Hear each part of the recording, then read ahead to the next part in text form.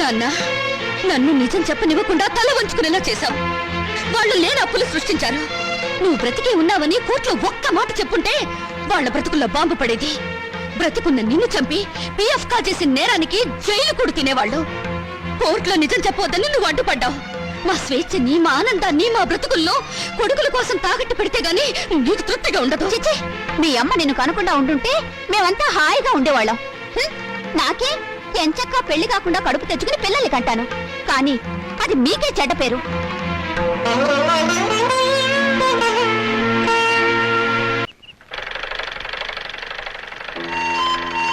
నమస్కారం అండి. ఇదిగో, పరాయి మనుషుల అండీలు నమస్కారాలు ఏమిటి? ఏదో మర్యాద. అమ్మగారు లేరా? లేదు, మౌనికతో కలిసి గుడికి వెళ్ళింది. అన్నట్టు చంద్ర, నువ్వు ఇచ్చిన రుక్మిణి కళ్యాణం పుస్తకం చిరిగిపోయింది తెలుసా? అలాగా? కొత్త తీసుకొస్తాను, బాధపడకండి. నాన్నగారు లేరా? లేరు. ఏ, ఎందుకని? ఏం లేదు, నిన్నొక సన్యాసి కనపడి పెళ్లి కావడానికి ఒక మంత్రం చెప్పాడు. అదేంటో నాకు చెప్పవా? అది రహస్యంగా గదిలోనే చెప్పాలి. నిజంగానా? అయితే పూజ గదిలో చెప్పు. రా. అలాగే, పద.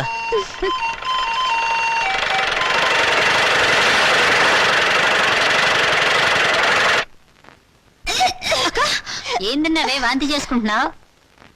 అబ్బే ఏం లేదమ్మా, రుక్మిణి కళ్యాణం బోల్డని సార్లు చదివానుగా.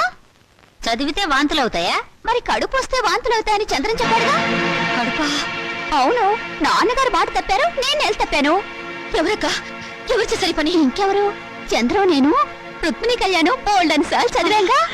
ఆ తర్వాత అతను నన్ను దగ్గరికి తీసుకుని ఏమేమో చేశాడు.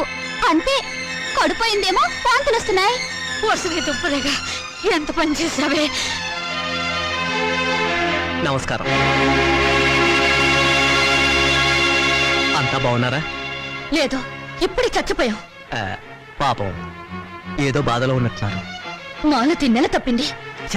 నిజంగానా? పెళ్లి కాని ఆడపిల్ల కడుపు చేసిన ఆ నీచుడెవరు? నీకు తెలీదా? తెలిస్తే వాడిని బతకనిస్తానా? మానసిని గర్భవతి చేస్తుంది నువ్వు కదా? అదే అడుగుతున్నాను. ఆ పని చేసింది నేనేనా, ఇంకెవడైనా ఉన్నాడా? ఎంత ధైర్యం నీకు! ఆ అమాయకుల జీవితాన్ని నాశనం చేసింది చాలక తెలివిగా మాట్లాడుతున్నావా? నిన్ను ఇటువంటి వాడిని బ్రతకనివ్వకూడదు.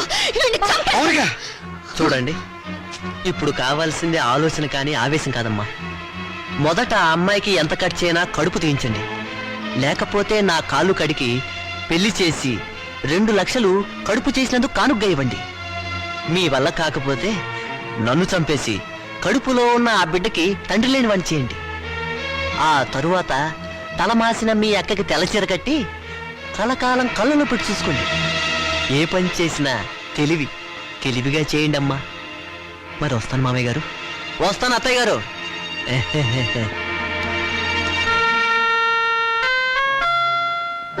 మౌనిక, చంద్రాన్ని నువ్వు నిజంగానే చంపేస్తావా?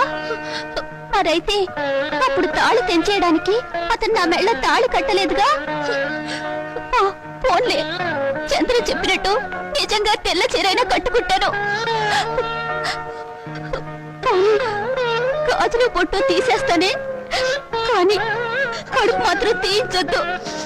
ఎందుకంటే మొగుడు పోయినా బిడ్డను చూసుకుంటూ చచ్చిపోయేదాకా నీ ఇంట్లో పని మనిషిగానే బ్రతుకుతానే. అమ్మైనా నాన్నైనా నువ్వే అనుకుని నీతో పాటు వచ్చాను.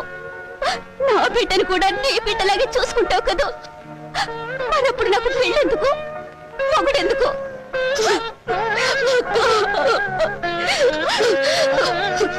నువ్వేం బాధపడకక్క. ఎన్ని కష్టాలైనా నష్టాలైనా నీకు మాత్రం అన్యాయం జరగనివ్వను. ఆ చంద్రంతోనే నీ పెళ్లి నేను చేస్తాను.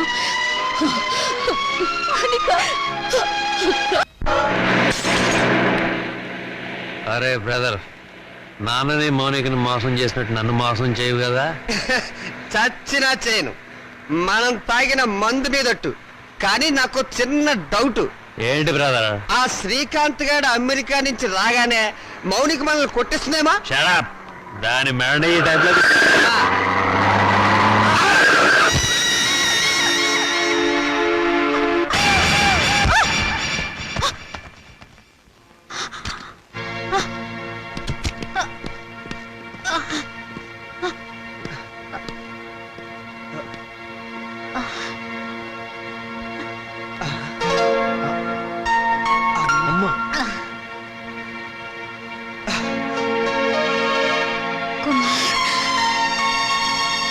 రాజా మాతృదేవో భవ మాయ మాట పితృదేవో భవ పిచ్చి మాట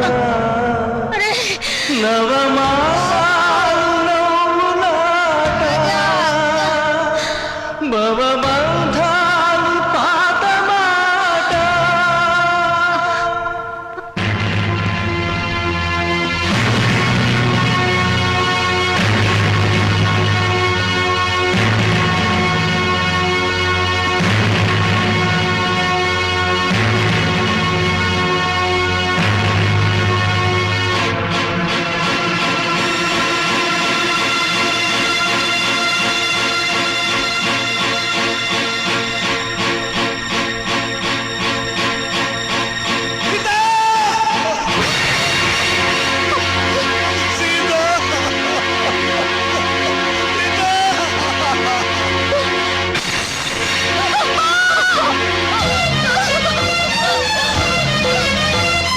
ఎక్కడికి అమ్మా అమ్మ లేదు బొమ్మ లేదు ఇప్పుడు వెళ్తే దహన ఖర్చులు దినం ఖర్చులు అన్ని మన మీదే పడతాయి మీ అమ్మ చావు మీరు చూడలేదు పదండి పదండి పదండి పదండి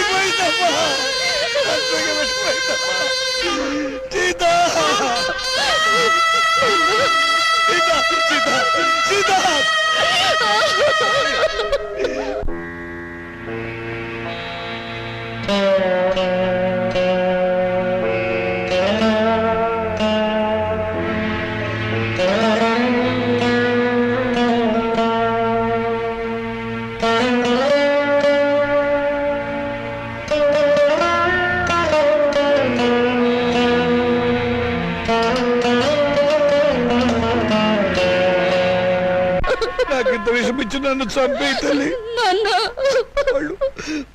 వాళ్ళు నన్ను మళ్ళీ మోసం చేశారమ్మా. కొడుకులు మళ్ళీ మళ్ళీ మోసం చేయడం తండ్రులు మళ్ళీ మళ్ళీ మోసపోవడం ఇప్పటి వరకు నడుస్తున్న చరిత్రే కదా నాన్న ఇలా జరుగుతుందని నాకు ముందే తెలుసు నాన్న ఆ చరిత్ర ఇలాంటి కూతురు చేతుల్లో సమస్య పోవాలమ్మా, నగ్నమైపోవాలి. నాన్న